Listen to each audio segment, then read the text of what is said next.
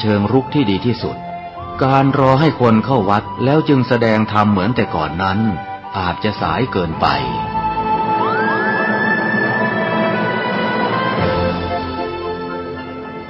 เราควรใช้สื่อนำธรรมะเข้าไปให้ถึงภายในบ้านโรงเรียนองค์กรต่างๆให้มากที่สุดการใช้สื่อจะทำให้ผ่อนแรงและประหยัดทั้งคนและเวลาเทศนาผ่านสื่อเพียงคนเดียวเสมือนเราเนรมิตนักเผยแผ่ได้เป็นหมื่นเป็นแสนนักเผยแผ่นั้นนอกจากอบรมตามหลักสูตรธรรมดาเพื่อให้ได้วุฒิบัตรรับรองแล้วพึงอบรมเรื่องการเทศนาการเขียนการค้นคว้าซึ่งอาจจะเป็นเรื่องเฉพาะตัวแต่ก็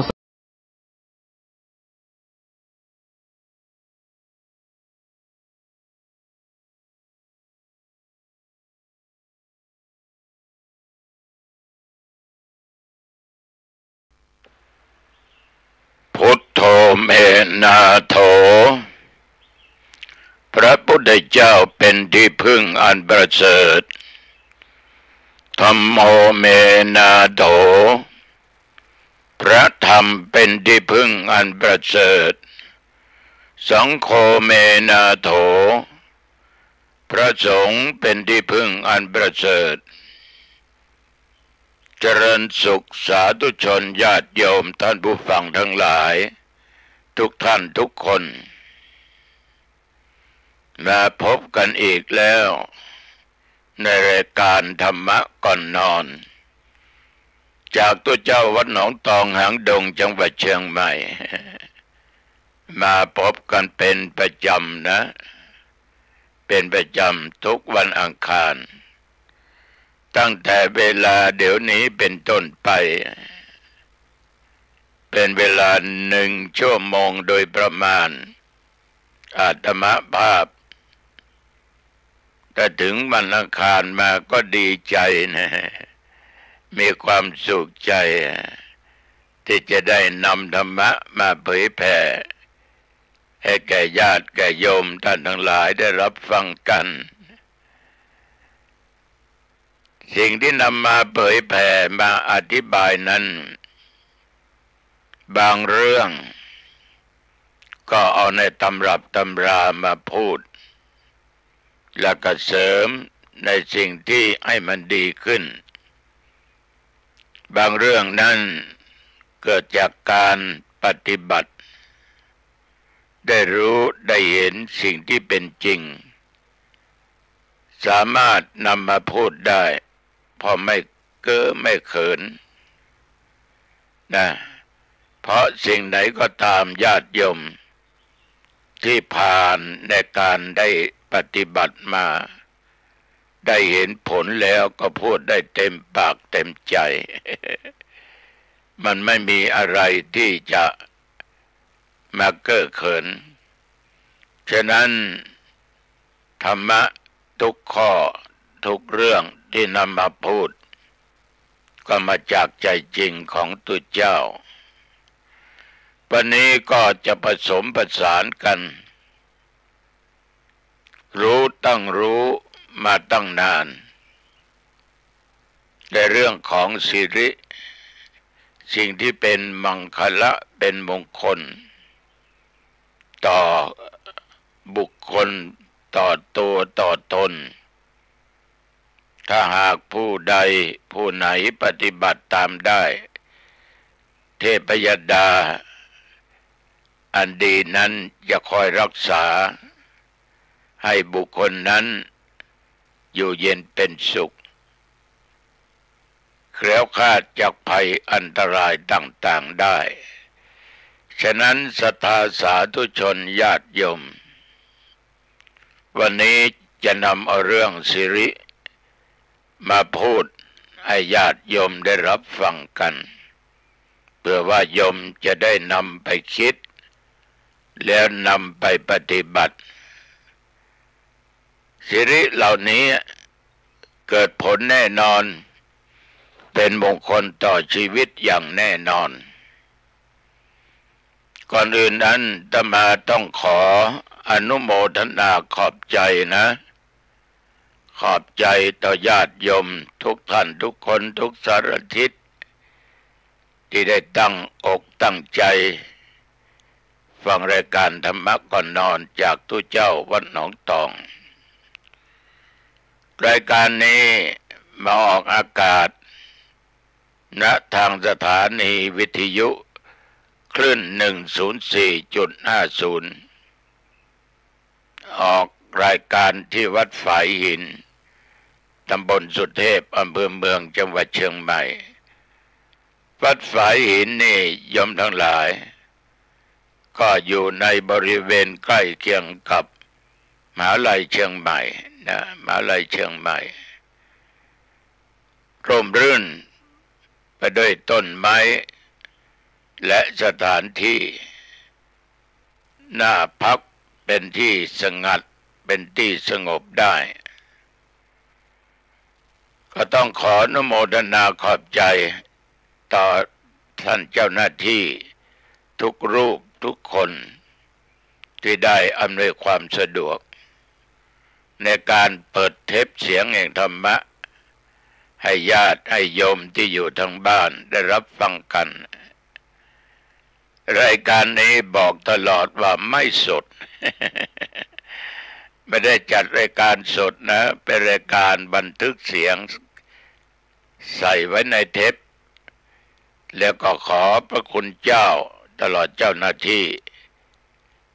เปิดให้ญาติโยมที่อยู่ทางบ้านได้รับฟังกันเวลานี้มันเป็นเวลาพักผ่อนแล้วต้องนอนหลับสบายแต่ท่านเจ้าหน้าที่ท่านเหล่านี้ยังไม่ได้นอนไม่ได้หลับไม่ได้พักผ่อนนะก็เรียกว่าอำนวยความสะดวกทุกสิ่งทุกอย่างจะทำอย่างไรให้ธรรมะเข้าสู่พี่น้องประชาชนทั้งหลายให้ได้ก็จึงเปิดเทปเสียงธรรมะรายการธรรมะก่อนนอนนี้ให้ญาติโยมได้ฟังกันแล้วก็ยังถ่ายทอดไปในหลายที่หลายแห่งด้วยกันไม่ว่าจะในจังหวัดต่างจังหวัดในประเทศต่างประเทศก็ส่งไปถึงหมดผมต้องขออนุโมทนาขอบคุณต่อพระมหาเถระเจ้าหน้าที่ทุกองค์นะครับที่เสียสละเวลานำธรรมะของตัวเจ้าวัดหนองตองเผยแผ่ขอบใจต่อโยมเจ้าหน้าที่นะที่ได้ช่วยกันเผยแผ่ธรรมะขอบใจมากๆหรือไม่ได้ต้องขออนุโมทนาขอบใจต่อญาติต่อโยมทุกท่านทุกคนที่ได้ติดตามฟังรายการนี้มาด้วยดีตลอดขอบใจมากๆขอบใจหลายๆขอเราทั้งหลายได้ร่วมบุญได้เกิดบุญได้เกิดปัญญาเหมือนกันทุกคนสิริคือสิ่งที่อันประเสริฐเลิศดักหนาหญิงชายผู้ใดก็ตามได้ปฏิบัติตามสิ่งที่เป็นมงคลสิริ8ประการนั้นจะมีแต่ความสุขมีแต่ความเจริญจะเป็นบุคคลที่มีจิตใจงดงามใบหน้าอิ่มเอิบบอกถึงผู้มีบุญมีผิวพรรณวรรณะไม่กร้านไม่หยาบผิวพรรณผ่องใสก็ไปตามใบตามอายุได้มีพระธรรมเทศนาแบบพื้นเมืองที่อาตมาภาพเคยเทศให้ญาติโยมได้ฟังกันท่านทั้งหลายกบินพรหมนั้นได้ถามปัญหาแก่ธรรมปาละอยู่3 ข้อคือปัญหาข้อแรกถามว่าตื่นเช้ามาสิริอยู่ที่ไหนตอนกลางวันอยู่ตรงไหนตอนกลางคืนอยู่ตรงไหนหรือตอนค่ำถ้าตอบไม่ได้หัวจะขาด ท่านทั้งหลายกำหนดไว้7 วัน 7 คืนแต่ถ้าตอบได้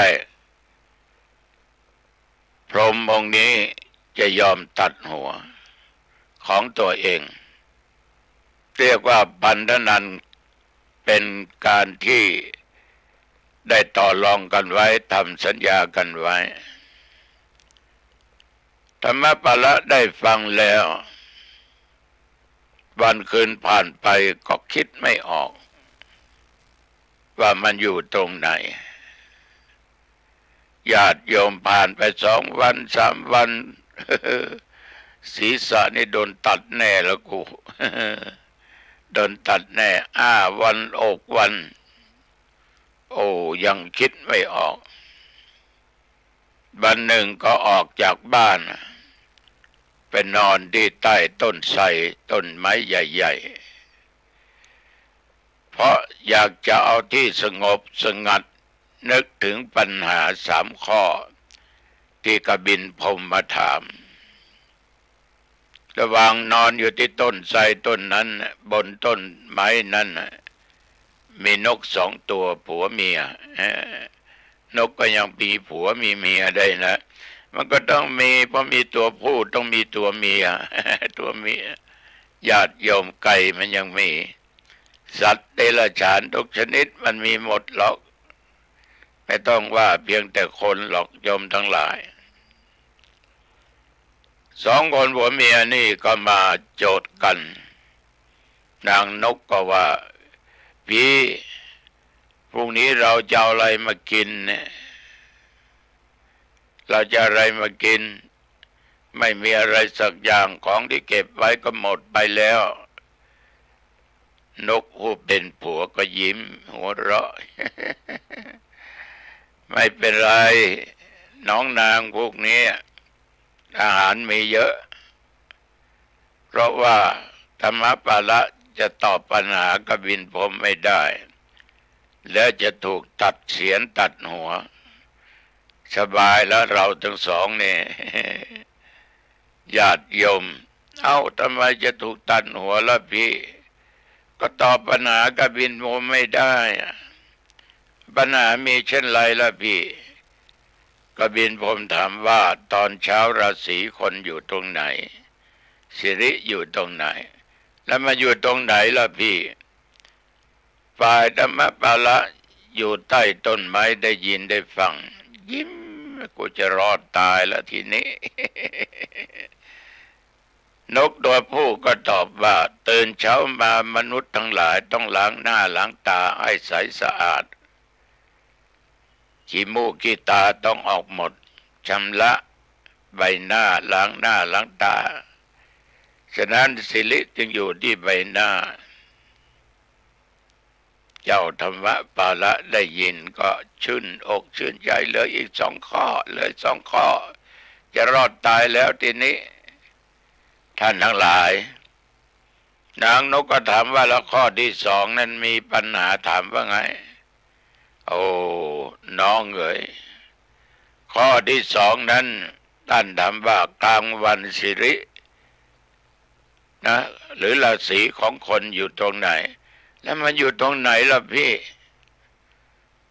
โอ้ยน้องนางเอ๋ยมันก็อยู่ที่อกพอทำกลางวันนี่แดดมันร้อนคนเราก็จะเอาน้ำเย็นมาลูบที่อกมาลูบที่อกมันจะสดชื่นนะมันดีจริงๆนะโยมนะไปไหนมาร้อนเอาน้ำเย็นลูบที่อกนะมันจะสดชื่นมันจะหายเหนื่อยไปทันทีโยมลองบ่นะลองบ่นะข้อธรรมปาละได้ฟังก็ชื่นใจเอาได้ไป2 ข้อแล้วเหลืออีกข้อเดียวรอดตายแน่ข้ารอดตายแน่ๆพี่แล้วข้อที่3มันปัญหาว่ายังไงคือท่านถามว่าตอนเย็นมาตกเย็นมาสิริอยู่ที่ไหนท่านอยู่ตรงไหนล่ะพี่ตกเย็นมานี้คนเราต้องการตอนกลางวัน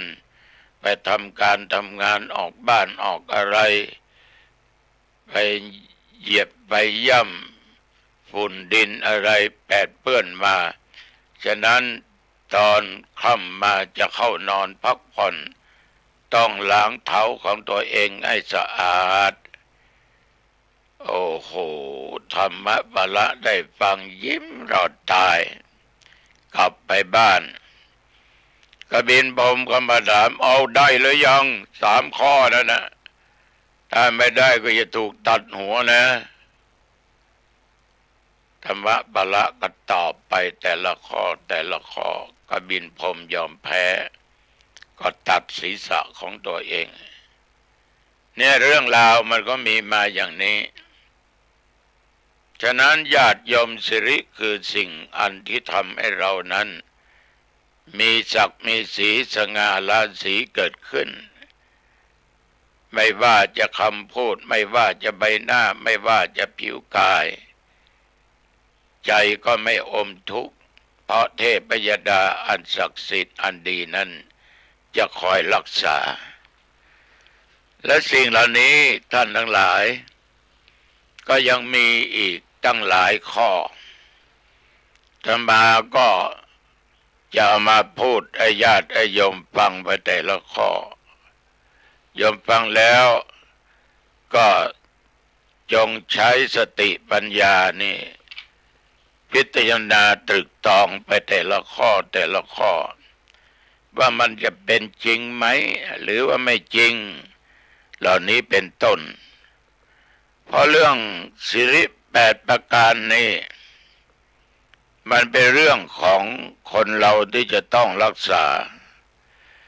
ถ้ารักษาไม่ได้ทำไม่ได้ตามสิริญาติโยมเทพยดาที่เป็นกาลินีนั่นก็จะสาปแช่งผู้นั้นจะถอยยศศักดิ์และสิ่งที่เป็นมงคลความรู้ต่างๆก็จะเสื่อมสูญไปสิ้นท่านทั้งหลายก็ลองฟังดูเขาจะแก้ว่าอย่างไรข้อที่1นั้นธรรมดาของมนุษย์ที่ได้แต่งงานอยู่ร่วมกันเป็นสามีภรรยาด้วยความรักด้วยกา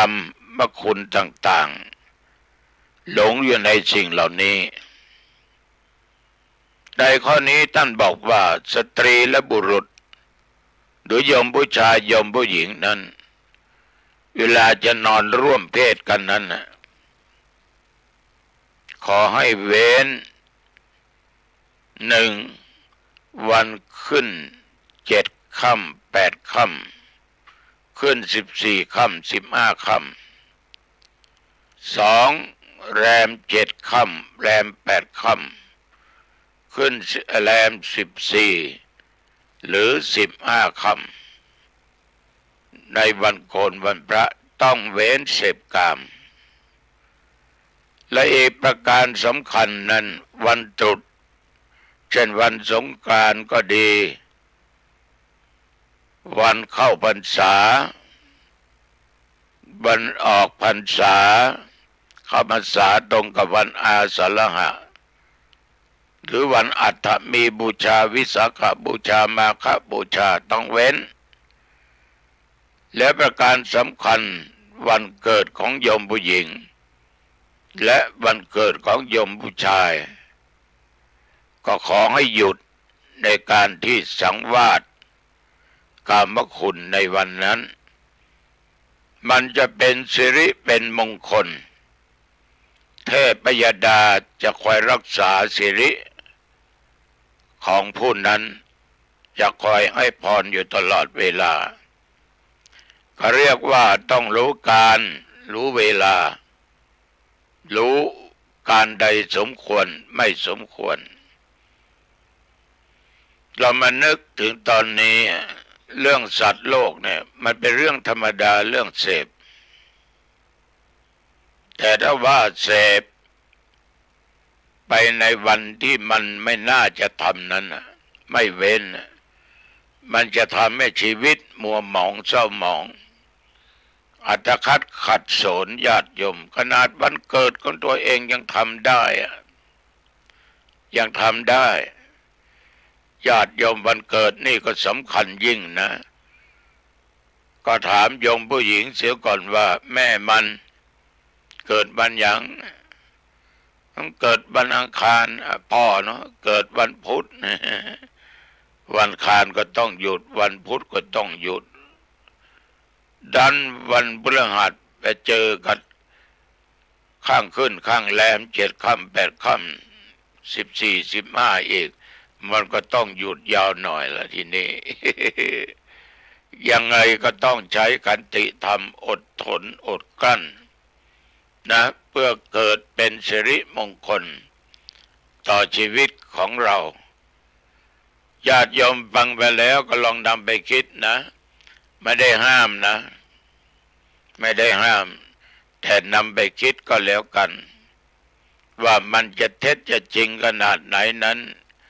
ก็ลองไปพิจารณาดูก็แล้วกันอย่ามากไปด้วยกามท่านทั้งหลายเราก็ต้องหาสิ่งที่มันเป็นมงคลเกิดขึ้นในข้อที่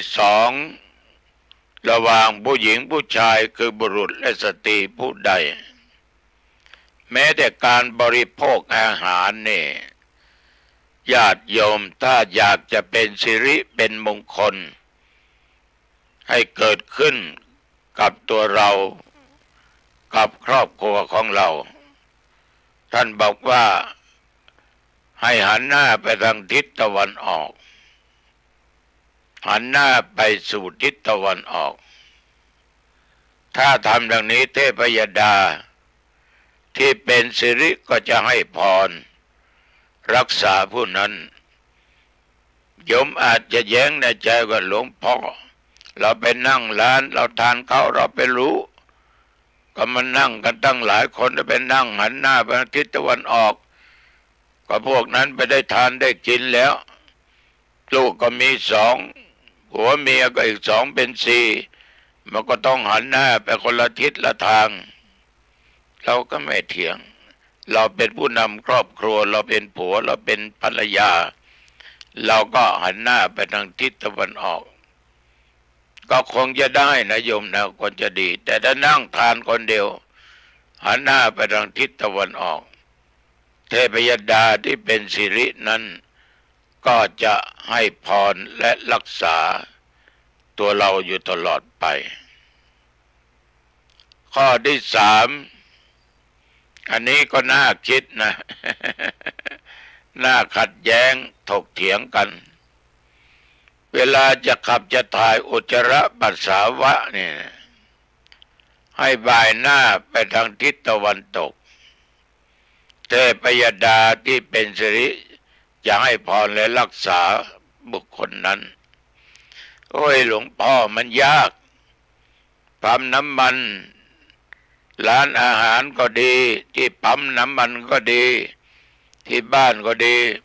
มันทำมาอย่างนั้นจะหันหน้าทิศตะวันออกมันไม่ได้แล้วนะ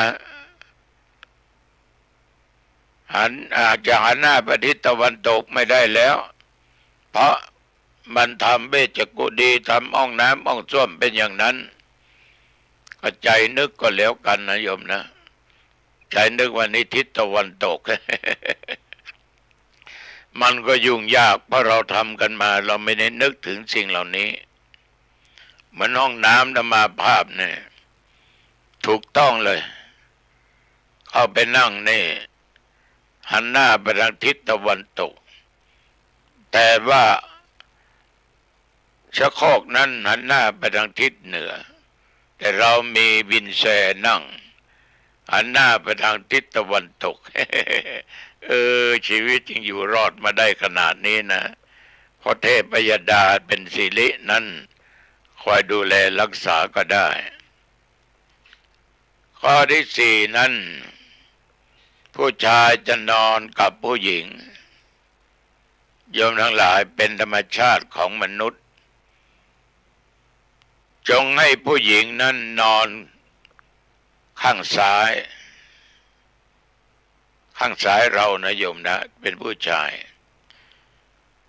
และโยมผู้หญิงอย่าข้ามเท้าผู้ชาย ถือเป็นการเคารพซึ่งกันและกันแต่ยุคปัจจุบันจะมาก็ไม่รู้นะอันไหนซ้ายอันไหนขวาบางทีข้ามเท้ายังไม่พอข้ามหัวก็ยังมีสุมาเตอะพี่ตายก็สุมาฉะนั้นถ้าทำอย่างนี้เทพยดาที่ดีเป็นสิริก็จะคอยรักษาอยู่ตลอดเวลาก็จะเกิดเป็นสิริเป็นมงคลต่อสามีภรรยาคู่นั้นได้มาถึงข้อที่5หญิงก็ดีชายก็ดีผู้ใดก็ดีรู้จักผ้าผ่อนที่จะนุ่งห่มตอนกลางวันและกลางคืนท่านห้ามอย่าได้นุ่งร่วมกันอันไหนเป็นผ้าของสามีอันไหนเป็นของภรรยาอันไหนเป็นของลูกอย่าปนกันในยุคปัจจุบันก็มันก็ไม่ถือกันนะโยมนะบางวันภรรยาก็เอากางเกงสามีมาสวมมาใส่เสื้อเข้าไปอีกเพื่อนทั้งหลายเห็นก็ทักเอ้าเปลี่ยนกางเกงอีกแล้วเปลี่ยนเสื้อแล้วเอาของพ่อมันให้มันนุ่ง ผู้ชายบางคนก็เอาของโยมผู้หญิงมานุ่งพ่อแม่บางคนอันไหนของลูกบางคนอันไหนของแม่ของพ่อเอามานุ่งห่มมันเป็นการไม่เคารพกันแต่ในที่นี้ความหมายอีกอย่างหนึ่งก็หมายว่าผ้าของใครของมันเก็บไว้คนละที่คนละทางใส่อะไรไว้สานี้เป็นของผัวเมียหรือในตู้อันนี้เป็นของลูกผู้หญิงลูกผู้ชายการนุ่งผ้านั้นให้รู้ว่าอันไหนเป็นอันไหนกลางคืนกลางวันการนุ่งห่มผ้าก็เป็นสิ่งที่สำคัญถ้าทำถูกต้องปฏิบัติดังนี้เทพยดาที่เป็นสิริเป็นมงคลนั้นจะคอยดูรักษาครอบครัวญาติโยมคนนั้นไปได้ดีตลอดประการที่6ญาติโยมเวลาเช้ามาเนี่ยเหมือนเวลาที่ธรรมาภาพขณะนี้ก็ตรงกับวันอาทิตย์ตื่นเช้ามาจัดรายการธรรมะและการสดตี 5แล้วก็6 โมงกว่าก็มานั่งบันทึกเสียงแห่งธรรมะก็อยู่บนเตียงนอนนั่นแหละนะบนเตียงนอนเพราะเราไม่มีห้องอัดเสียงอะไรในที่นี้ตื่นเช้ามาสิริอยู่ที่หน้าผากอยู่ที่ใบหน้าของคนเวลาเช้านั้นให้เอาน้ำล้างหน้าเหมือนว่าไปเมื่อกี้นี้ต้องล้างหน้าล้างตาขี้หูขี้ตาขี้มูกขี้ดัง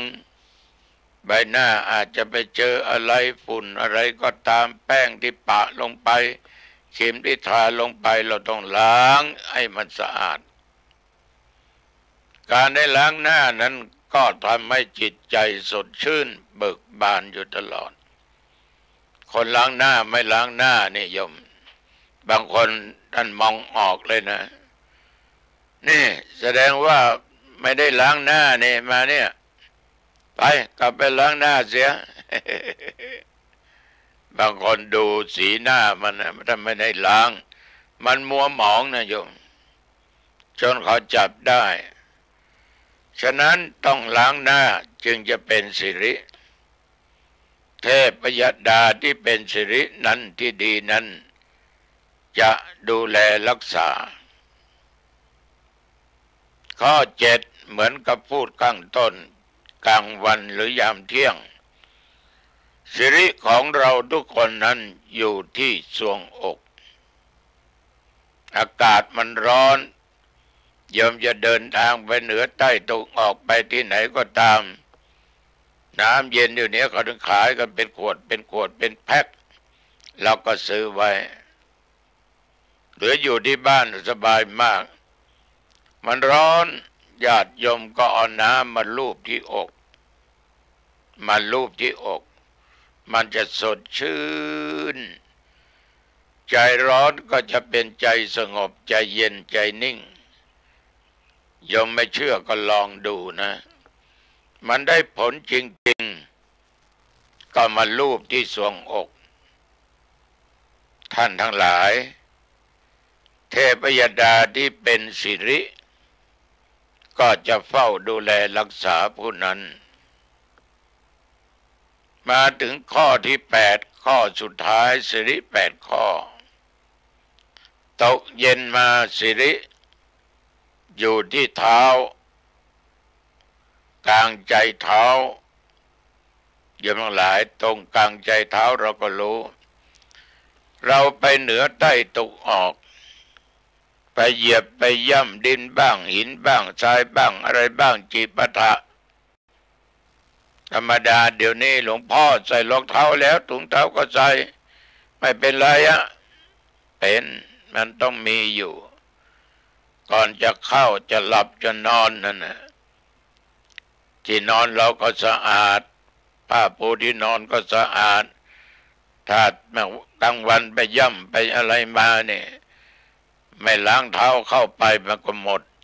มันก็ดำแล้วมันก็เสียฉะนั้นต้องล้างให้สะอาดดูที่นอนก็สะอาดสดชื่นญาติโยมท่านผู้ฟังข้อนี้ก็สำคัญต้องล้างเท้าแล้วเข้านอนเทพยดาที่เป็นสิริเป็นสิ่งดีจะเข้าไปดูแลรักษาเราอยู่ตลอดน้ำมารดที่เท้านั้นเราตำน้ำพริกนะโยมนะเสียน้ำพริกนั่นเสด็จไปถูกทิศตาข้างขวาท่านยังให้เอาน้ำล้างเท้าข้างซ้ายถ้าน้ำพริกเข้าตาข้างซ้ายก็เอาน้ำไปล้างเท้าข้างขวาอาการแสบเจ็บก็จะทุเลาเบาบางหายไปได้เนี่ยสิ่งไม่เชื่อมันก็น่าคิดบางคนนั้นเท้าร้อนเดินไปเดินมาสนามหญ้าไม่สักกี่รอบหญ้าตายหมดนะไม่สักกี่รอบมันก็ตายถ้าเหยียบย่ำหลายๆคนเนี่ยเดี๋ยวก็เป็นทางเดินแล้วหญ้าไม่มีจะเป็นดินไปหมดโยมสิ่งที่ไม่น่าเชื่อแต่มันก็น่าคิดนะโยมฟังอาตมาพูดนี่ก็ไม่ต้องเชื่อนะแต่ก็นำไปคิดได้คงไม่เสียหลายใดๆทั้งสิ้นฉะนั้นสิรินี่โยมทั้งหลายจึงเป็นมงคลต่อบุคคลที่ได้ปฏิบัติตามหลักดังที่กล่าวมาแต่โยมจะปฏิบัติหรือไม่ปฏิบัติก็สุดแล้วแต่สิริทั้ง8ประการนี้ถ้าญาติโยมผู้ไหนผู้ใดไม่ว่าหญิงและชายรักษาไว้ได้ดีเทพยดาอันเป็นสิริก็จะอวยพรให้แก่ผู้นั้นและจะเข้าอยู่รักษาผู้นั้นผู้ใดไม่มีสิริไม่รักษาสิริทั้ง8ประการเทพยดาอันเป็นกาลกินีทราบแล้วจะเข้าอยู่รักษาผู้นั้นทำให้ผู้นั้นญาติโยมไม่อยู่เป็นสุขอายุก็ถอยเพราะไปได้เทพยดาอันเป็นกาลกินีนี่เทวดาดีก็มีเยอะเทวดาที่ร้ายก็มีเยอะดังเบื้องต้นอาตมาได้นำเอาเรื่องของแม่นกมาพูดมาอะไรญาติโยมฟังระหว่างนกตัวผู้นกตัวเมีย ที่เจอปัญหาของกบิลพรหม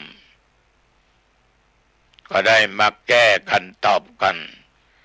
เวลานั้นธรรมปาละนั้นได้ฟังจึงไปแก้ปัญหากับกบิลพรหมได้ชีวิตก็เลยรอดตายไปสิ่งเหล่านี้มันก็เป็นสิ่งสำคัญมันเป็นเรื่องของเทพของมนุษย์ที่อยู่ในโลกนี้ญาติโยมบางท่านก็มักจะพูดว่าหลวงพ่อเทพบุตรเทวดามันมีจริงไหมถ้าในใจธรรมาภาพมีจริงนะถ้าไม่มีท่านคงไม่พูดไว้อะไรก็ตามญาติโยมแม้แต่เราทุกวันเนี่ยเห็นใครทำสิ่งไหนสิ่งใดไม่ดีบอกว่าไม่ดีมันไม่เป็นมงคลมันจะเป็นอปมงคลมันไม่ดีเราก็ต้องว่ามันไม่ดีมันก็สืบต่อกันไปข้างหน้าฉะนั้นไม่เชื่ออย่าลบหลู่สิ่งที่มันไม่น่าเชื่อมันเกิดขึ้นได้แต่มาคอยสังเกตต้นหอมเนี่ย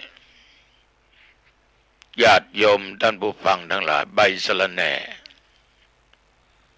เมื่อสมัยก่อนนี้ตัดต้นตาลแล้วก็มาตัดเป็นท่อนเป็นท่อนเอากระมังขึ้นวางใส่ดินปลูกใบสะระแหน่กับผักไผ่งามมากไม่ต้องใส่ปุ๋ยอะไรรดน้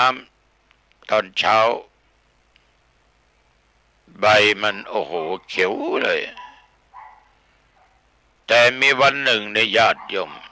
ใบสะระแหน่เหี่ยวแห้งหอบไป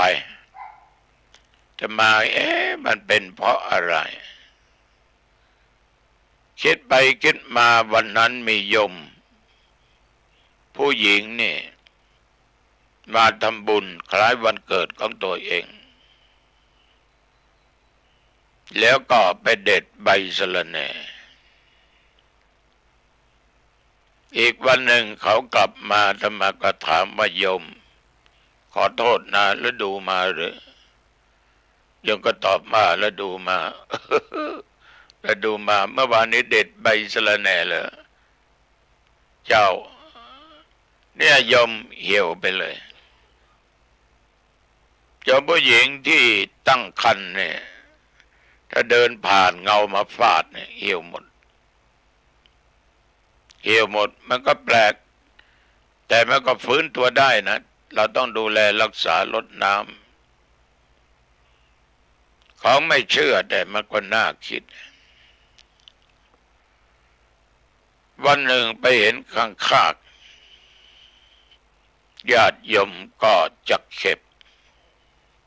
นอนขดอยู่ก็ทำไมจักเข็บนี่ถึงไม่กัดข้างคากเป็นอันว่าข้างคากเนี่ยมันเยี่ยวรอบไว้ที่จักเข็บอยู่แล้วก็ถูกตัวจักเข็บอ่อนหมดไปไหนไม่ได้ไม่เชื่อน่าคิดเขื่อนน้ำแหนเอาของงูนี่ก็เห็นเมื่อก่อนนี่เป็นเนนอยู่แม่ริมเนี่ยฝั่งแม่น้ำแม่ริมเขาเห็นงูเนี่ยมันเลยขึ้นแม่น้ำนะไปอยู่ในฝั่งเขาก็ขุดแต่เอาเครือน้ำแหนนี่โยมทั้งหลายไปมัดไปคล้องที่คองูโอ้โหลากไปที่ไหนก็ได้มันไม่สามารถจะเลยไปตรงไหนได้นี่ของมันแพ้กันมันมีจริงๆมันแพ้กันมันแพ้จริงๆญาติโยมฉะนั้นศรัทธาสาธุชนญาติโยมของบางสิ่งบางอย่างนั่นนะเราไม่เชื่อแต่น่าคิดนะแต่สรุปแล้วถ้าจิตใจเรามีพระพุทธ พระธรรมพระสงฆ์อยู่ในจิตในใจอย่างแน่วแน่และมั่นคงรู้ความหมายคำว่าพุทธรู้ความหมายคำว่าพระธรรมรู้ความหมายคำว่าพระสงฆ์ไม่ใช่มีพระพุทธพระธรรมพระสงฆ์อย่างเดียวต้องรู้ความหมายแล้วใส่ใจปฏิบัติตามพระธรรมคำสอนของพระพุทธเจ้าโดยมีสัมมาทิฏฐิปัญญาอันเห็นชอบปฏิบัติตามอริยมรรคแปดมีสัมมาทิฏฐิเป็นต้นสัมมากัมมันตะสัมมาวาจาเหล่านี้เป็นต้นท่านทั้งหลายจนถึงสัมมาสติสัมมาสมาธิปฏิบัติตามหลักมรรคมีองค์แปดแต่จิตใจนั้นไม่วอกแวกมีสติอยู่ตลอดจะยืนก็มีพระพุทธพระธรรมพระสงฆ์จะนั่งก็มีพระพุทธพระธรรมพระสงฆ์จะเดินจะนอนก็มีพระพุทธพระธรรมพระสงฆ์อยู่ในจิตในใจอยู่ตลอดไม่คาดไม่พลาดโอกาสอาตมาตื่นเช้ามาก็ไหว้พระก่อนนอนก็ไหว้พระอาตมาก็เอาพระรัตนตรัยนั่นแหละเป็นสรณะที่พึ่งกล่าวคำนมัสการ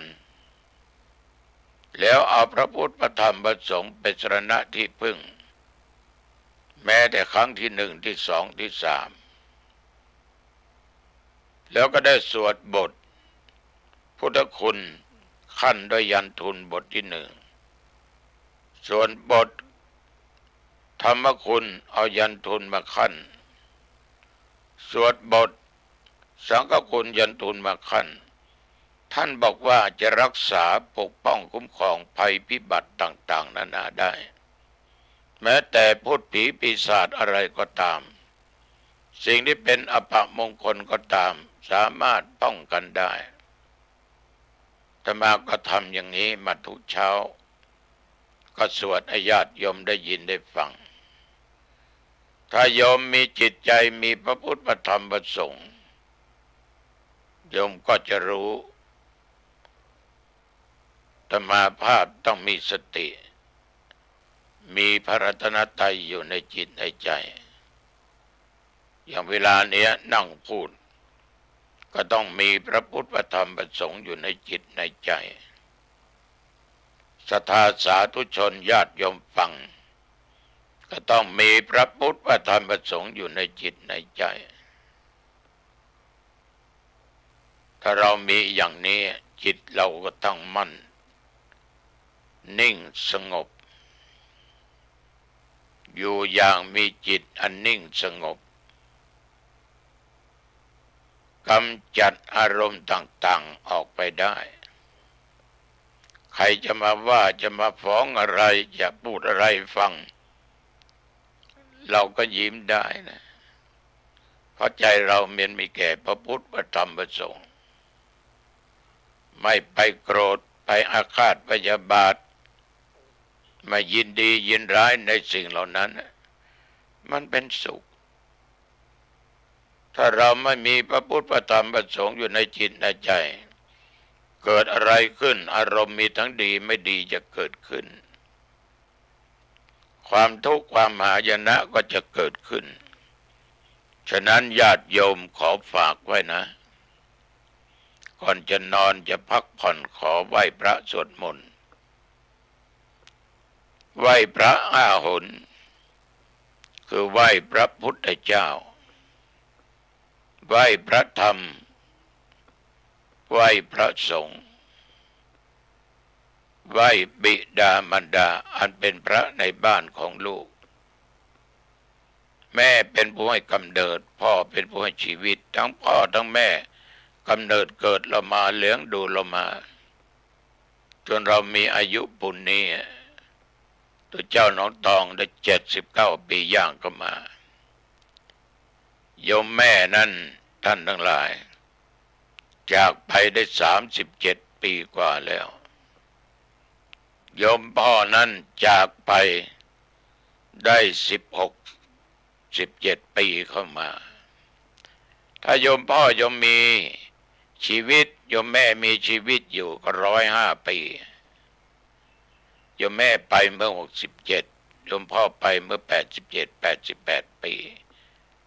แม่ก็ย่างเข้า68ฉะนั้นเราต้องนึกถึงพระคุณของท่านเหล่านี้ตลอดจะต้องไหว้บูชาครูอาจารย์ที่ถ่ายทอดศิลปะวิชาความรู้แก่เราได้ทำงานอยู่ในตำแหน่งนั้นตำแหน่งนี้หรือได้ประกอบอาชีพเพราะครูอาจารย์เป็นผู้สอนพ่อแม่เป็นครูคนแรกผลักดันเรามาสนับสนุนเรามาเราจึงมีวันนี้ใครที่เป็นพี่น้อยพี่หนานเป็นพระเป็นเณรต้องกราบไหว้บูชาอุปชาถ้าเราไม่มีอุปชาเราไม่ได้เป็นเณรไม่ได้เป็นพระอาตมานิอุปชาที่เป็นเณรคือเจ้าธิการบุญปั่นวัดสว่างเพชรหนองประมันแม่ริมเมื่อก่อนบวชที่แม่ริมเพราะเป็นเด็กแม่ริมอุปสมบทเจ้าธิการสมเตชะบางโสครูบาเจ้าวัดป่าเป้าหรือพฤกษารามตำบลหนองตองหางดงเชียงใหม่เป็นพระอุปชาเราจะกราบไหว้ถึงท่านตลอดถ้าไม่มีท่านบวชเราสร้างเรามาปั้นเรามาคงไม่มีวันนี้ได้เสร็จแล้วสวดมนต์3 บทเอาบทพุทธคุณนะโยมนะอิติปิโสแล้วก็ยันทุนขั้นสวากขาโตยันทุนขั้นสุปฏิปันโนยันทุนขั้นแล้วก็ทำจิตให้สงบเป็นสมาธิชั่วระยะจะกี่วินาทีกี่นาทีก็ช่างมันแล้วอย่าลืมแผ่เมตตาให้แก่เจ้ากรรมนายเวรแก่สรรพสัตว์แก่มิตรสหายเพื่อนพ้องทั้งเป็นศัตรูและไม่ใช่ศัตรูแผ่เมตตาเจ้ากรรมนายเวรเสือวัดเสือว่าเจ้าที่เจ้าทางเทพบุตรเทวดาเจ้าบ้านเจ้าบองเจ้าบ้านเจ้าเมืองผีหอผีเงินผีต้งเบญนาเจ้ากรรมนายเวรแผ่เมตตาให้หมดละถ้าก็มีพระคุณบิดามารดาอุปชาครูบาอาจารย์ปู่ย่าตายายญาติมิตรสหายทั้งสามีภรรยาลูกเต้าหลานเหลนแผ่เมตตาให้หมดแล้วจงนึกถึงตัวเองบ้างข้าพเจ้าเกิดมาชาตินี้หรือชาติใดก็ตามความอดความอยากความทุกข์ความยากความลำบากจงอย่าได้เกิดมีแก่ข้าพเจ้าขอบริบูรณ์ทุกสิ่งทุกอย่างสมปรารถนาทุกสิ่งทุกอย่างขอได้เกิดร่วมชาติของพระศิริยะเมตไตรแล้วโยมก็นอนหลับสบายไม่ฝันร้ายจิตใจสดชื่นตื่นมาเมื่อเช้าตอนเช้าจิตใจเบิกบานนี่ฝากไว้อายุวันนะสุขะพละเป็นเวลาพอสมควรพบกันใหม่อังคารหน้าเจริญพร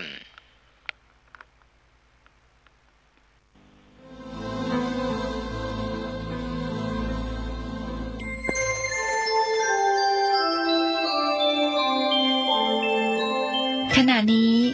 ท่านกำลังฟังสถานีวิทยุกระจายเสียง FM